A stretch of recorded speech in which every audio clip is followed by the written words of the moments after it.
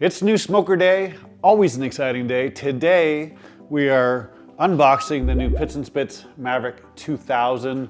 We're gonna unbox it, gonna put it together.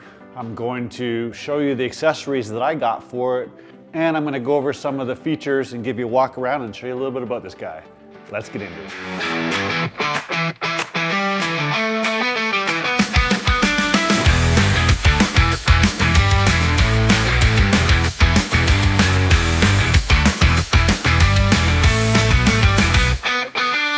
What's up, barbecue fans? My name is Jake, and yes, I need a haircut. While we're talking about not judging things, don't judge my garage, it's a mess, but it is freezing outside. I have literally had 2 electric heaters running in here for 3 hours, kind of bringing up the temperature a little bit. It's below freezing, it's going down in the low teens right now, which is very unusual, but here we are. We gotta get this done. I wanna get it unboxed and I wanna start to put it to work. What are we talking about? We have here the Pitts Spitts Maverick 2000. All right, so the 2000 is really a similar footprint to the 1250, but it's a little taller. It's got a third rack. Couple experimental videos I want to do, and it's nice to be able to have, like 2 briskets up high and do a comparison between the 2 of them. And this guy's going to give me that option. So, with that being said, let's get this guy open.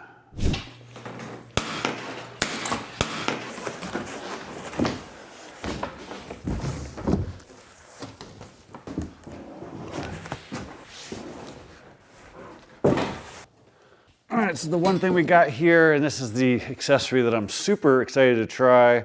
This is so you can put in some wood chunks to add some real wood fire beyond the pellets, and instead of using a pellet tube. So I'm super excited to try this. I had to have this accessory. Looks like it comes with four bags of lumberjack pellets. I did buy this on Black Friday, so that could just be a special for that day, just so you know. What else we got? Something heavy. Let's see what we got in here. Yes, as expected, some heavy duty wheels. Man, these guys weigh some. Got some weight on them. These are 8-inch, which are standard on here. Make it super easy to get across the grass or anywhere around the patio. And of course, we got some stainless hardware to mount those, which is always nice.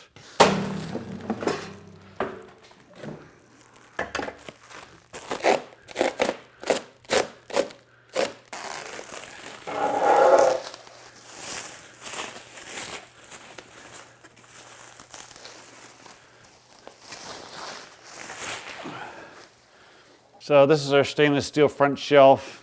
As you can tell, we got some hooks on this side and a paper towel holder here.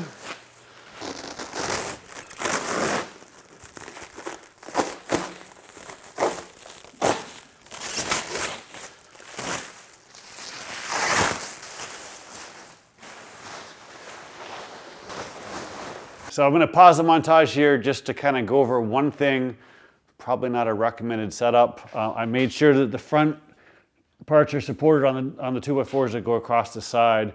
We're resting on the wide diffuser that covers the fire pot itself. It's made of 1/8-inch stainless steel, so it's super strong. And then I've just got a brick, but I've also got a towel there just so I don't scratch the paint. It is rock solid, all right? But probably best to have a jack stands, somebody else around, just so you know. Let's keep building.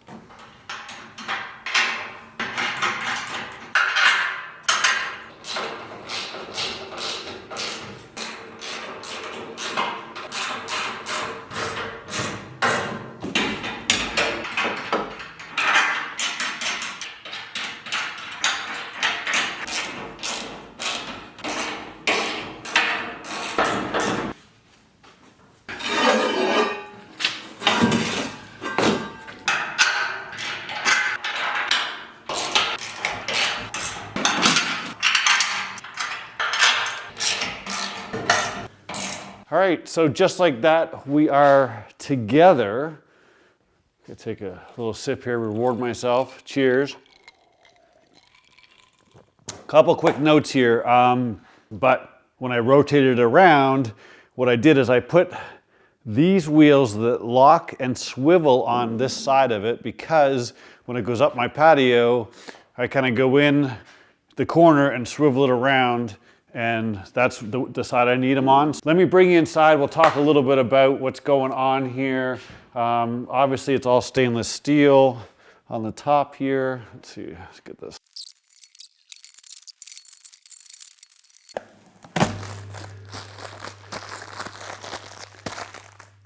Man, I think that was more of a workout than the other parts. We'll clean this up with some Sheila Shine and a little bit here, but let me bring you inside and we'll have a look at this beast. All right, so we've got a very, very large chamber. Our firebox is right here. It's just off center. And then in here is our glow igniter. And what we do here, first off, we'll put this guy in. This is one of the things I'm most excited about with this guy. I want to really play with some real wood. And just so you know, basically you get it going in here, and then you can add in chunks. You need a little stick to push that through there, okay? You line it up about center, and then you move it over about 3 inches. Now, the one thing I'll say is we do have an extremely heavy diffuser plate there. You want this centered, okay? And then it's gonna go all the way over to the left. That gives you access to this guy right here. We have our diffuser door there. You can sear on this guy. We've got this removable plate. You just lift this up, move that guy out of the way, put your bottom grate in, crank it up to 600, wait 15 minutes or so, and then you can sear right over this spot here. Your firebox is right here. This thing has a ginormous bottom rack, right? Because we're, I'll get it at a tape measure, we're 24 inches, right? So we've got about, 20 and a half inches of cooking that way, and about 33 that way, right? And the great thing is these are slide, you can load it up and it'll sit there no problem. Now I opted for the upgraded rack system, so I'm gonna swap that out, put that in.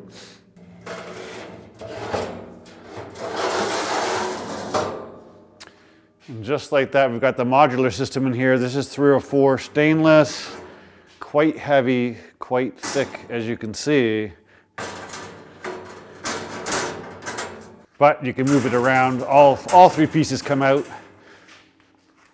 Here's our second rack, which again is quite big.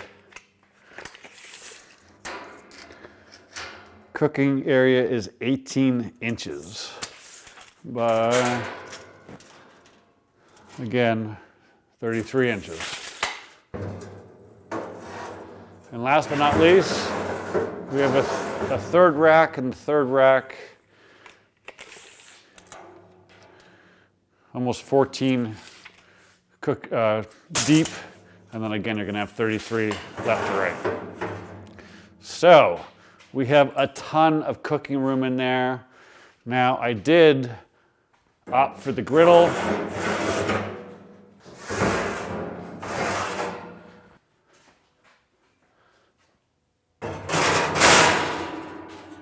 Which goes in there like that.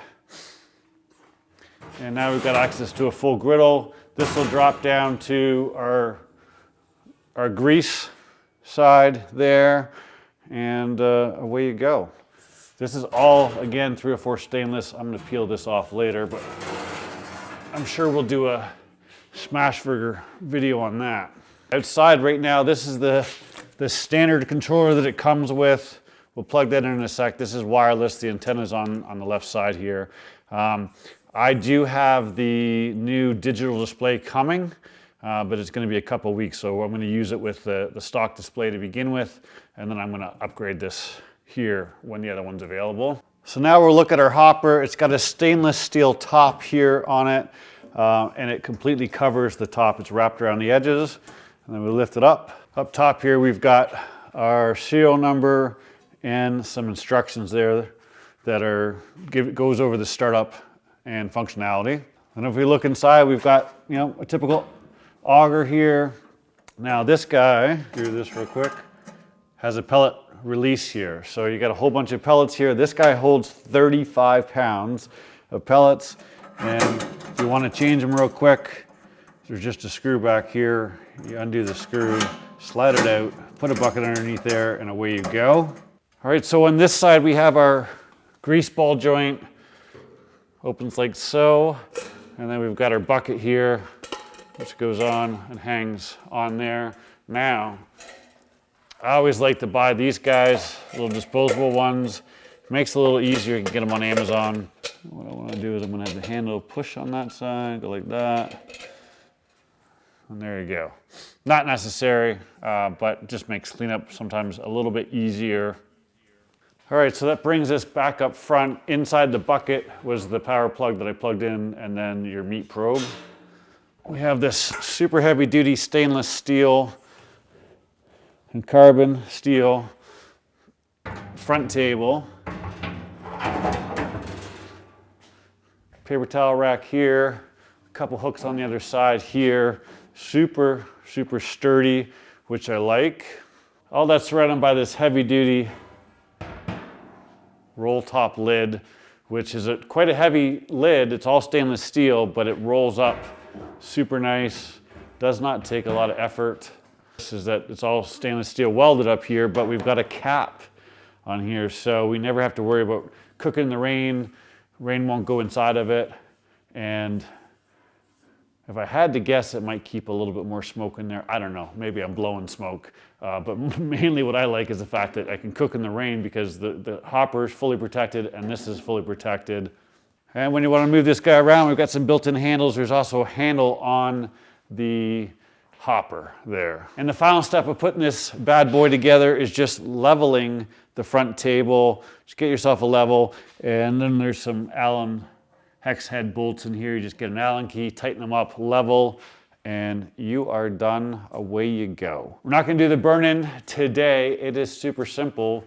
You just let it run for about 30 minutes, an hour.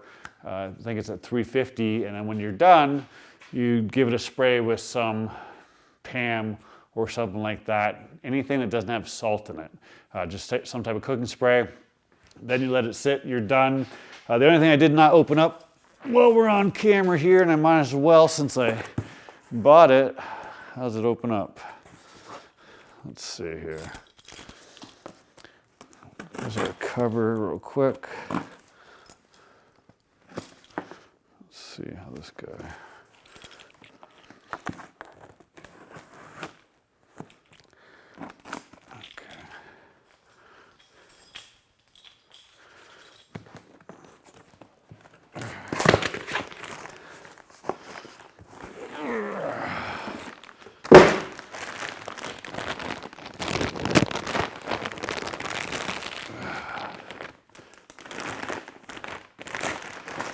This is a heavy duty vinyl cover.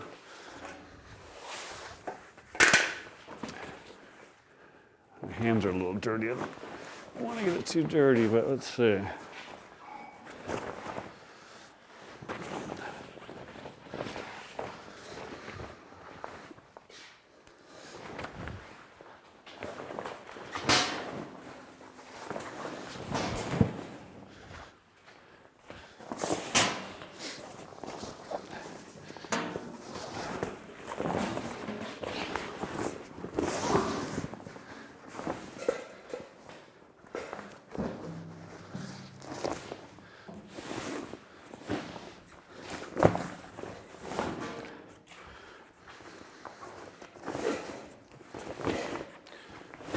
Just like that, we've got nice and covered and protected. It's a heavy cover, It's made of like a vinyl material, so it's gonna be waterproof.